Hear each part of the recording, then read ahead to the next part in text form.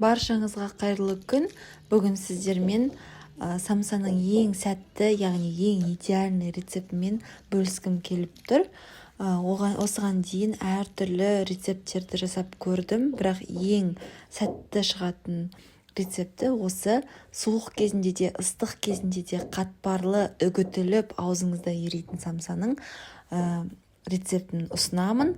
Видеоның соңына дейін қараңыз және менің YouTube каналыма тіркелуді ұмытпаңыз. Дәл осы видеоны көріп, сіздің де самса жегіңіз келіп кетсе, онда бірден жасайық. Ол үшін бізге алдымен самсаның қамырын жасау керекпіз.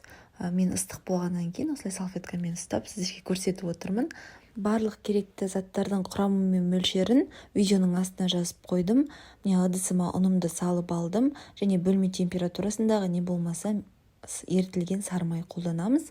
Және жылы суға тұзымды араластырып дайындап алдым. Тұздың дәмін өтіңкі етіп салсаңыздар дұрыс болады. Енді майымды құямын, одан кейін судың мөлшерін аз мөлшерде құясыздар. Себебі бізде песочный тесто пайда болуы қажет. Енді суымды құйып, судың мөлшерімен абай болыңыздар. Аз ғана мөлшерде су құйып, жақсылап нан илеп аламыз. Ыдыстың ішіндегі барлық ұнды біріктіріп, ең соңында ыдыстарыңыз таза болып шығуы қажет. Нанды қазір тындырамыз. Осындай нан шықса, еш уайымдамаңыздар, қазір тынғаннан кейін бір текті, біркелкі жұмыс істеуге ыңғайлы қамыр шығады. Міне ұнның барлығын біріктіріп, қамырымды дайындап алдым.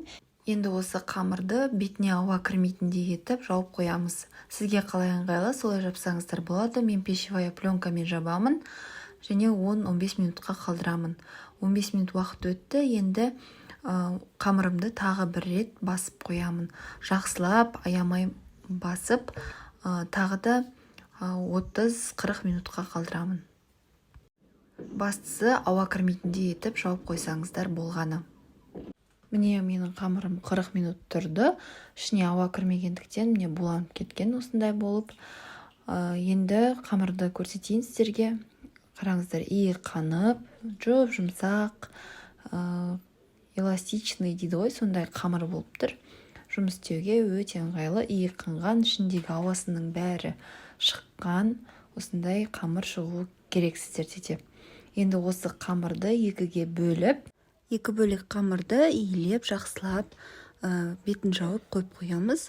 10 минуттан кейін алып бір-бірден жаямыз. Май қосылған песочный тесто болғандықтан өте жеңіл жайылады, сондықтан бірінен кейін бірін жұқалап, екі бөлік қамырымызды жайып аламыз. Қамырымды жұқа етіп жайып алдым. Дастарханның астындағы суреті көрініп тұр. Осындай жұқа етіп жайып алғаннан кейін бетіне сары майды жұқалап жайып шығамыз. Міндетті түрде жұқа етіп жаю қажет, себебі қалың болып кетсе, самсаға жасап түйетін кезде бөлме температурасынан сары майыңыз еріп, дұрыс түйілмей қояды. Сондықтан сары майды міндетті түрде жұқа етіп жағыңыздар. Міне сары майымды жағып алдым. Енді осының үстіне екінші қамырды жайып дайындап алғанмын, соны осының үстіне жаятын боламын. Екінші қамырды осылай жайып алғаннан кейін үстіне сары майды жұқа етіп тағы бір мәрте жағып аламын. Одан кейін ортасында ауа қалмайтындай тығыздап орап шығамын.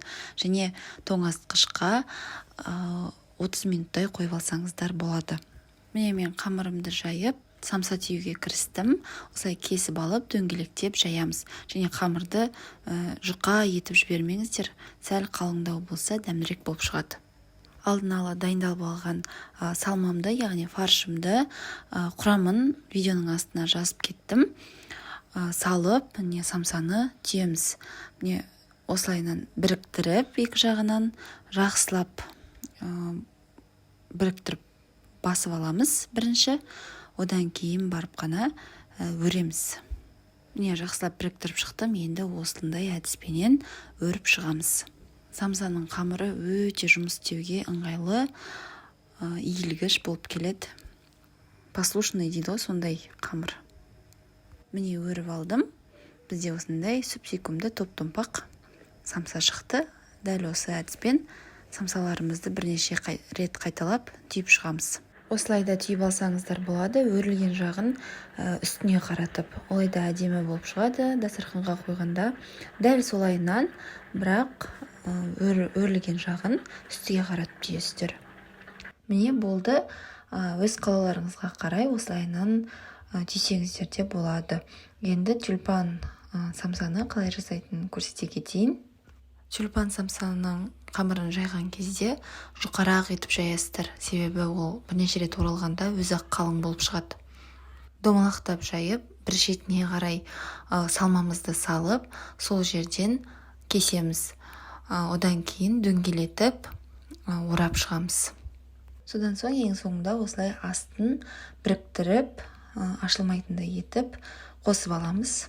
Ашыңқырап тұрған жерін сәл қолыңызбен ашып қойыңыз осылайынан, сонда осындай тюльпан болып шығады. Дастарханыңыздың сәнін келтіріп, дәмі де керемет болып шығады. Міндетті түрде жасап көріңіздер. Сіздерге ұнайды деген сенімдемін. Дайын болған самсаларымызды бетіне жұмыртқасын, әсемдік үшін кунжут немесе мак сеуіп, 180 градуста пісіріп аламыз. Міне біздің самсамыз пісті. Рецепт ұнаса, лайк басыңыздар, істесеңіздер, астына комментарийға қалай шыққанын жазуды ұмытпаңыздар. Бастысы менің каналыма тіркеліңіздер. Сіздермен болған әсел ас болсын.